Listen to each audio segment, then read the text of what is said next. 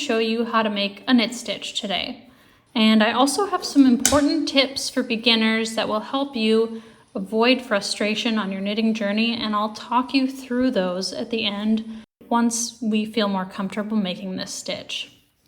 So I'm just casting on a few stitches, and if you don't know how to cast on, I'll put a link to that video in my description.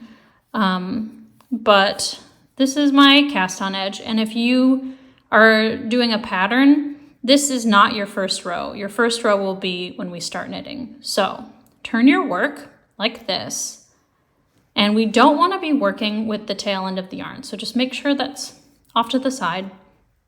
You want to work with this end called your working yarn, and that is attached to the ball. So knitting is using this needle to go through this stitch to bring this yarn through the stitch.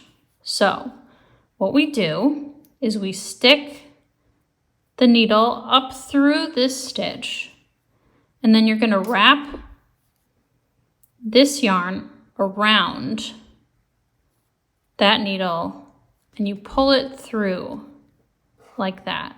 So you see this right here, that's your yarn that's connected to the ball, and then you pull it off. So again, sticking the needle up through the stitch, wrap it around, and pull it through and off the needle. And while you're knitting, you always want to make sure that your yarn is to the back. You don't want to bring it around like this. You want it to be in the back and have it go around like that. If you feel like this is a little bit awkward and clumsy, don't worry, just keep practicing and you're gonna feel more comfortable.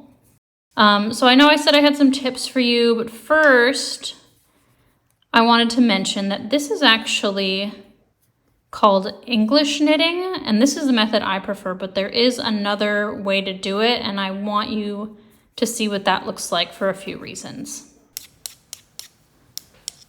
So the other style of knitting is called Continental Knitting, and what you do is you hold the yarn in your other hand, the working yarn, and you might want to use your pinky to kind of hold on to it, but it's the same motion, just in a different hand. So you put your needle up through the first stitch, and then you pick the yarn like this to bring it through the loop and take it off your needle.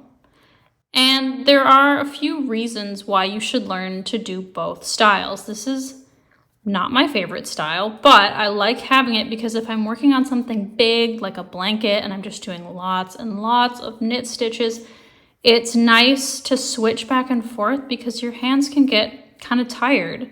And one of my favorite reasons for learning both is once you get into more complicated techniques and you do color work, so if you're using two different colors, you can actually hold one color over here and one color over here and switch back and forth like that without having to drop the yarn every time, and that gets really tedious. So practice both and figure out which one you like. So now I have a few tips for you. When I first started out knitting, I ran into a few big issues and I want you to avoid those. So the first one is tension. Now, I'm a very tight knitter. I still am, but when I started off, I was just like yanking and like pulling things as tight as possible. And I really ran into issues when I made my first stuffed animal. And what you have to do a lot of the times is make 2 stitches in 1 stitch. And they're so tight that I couldn't get both stitches from just the one.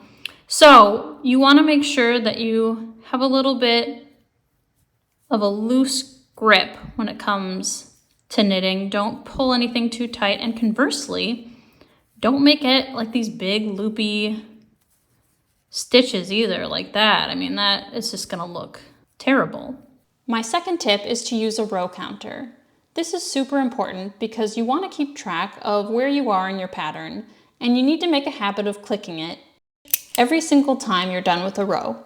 Don't get distracted and be like adjusting your yarn or checking your phone. Finish your last stitch, click it, and just get into that habit.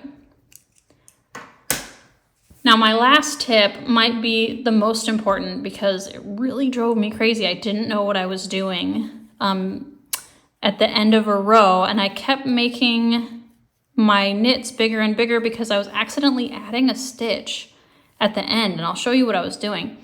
So once you're done, you move your yarn to the back of your work.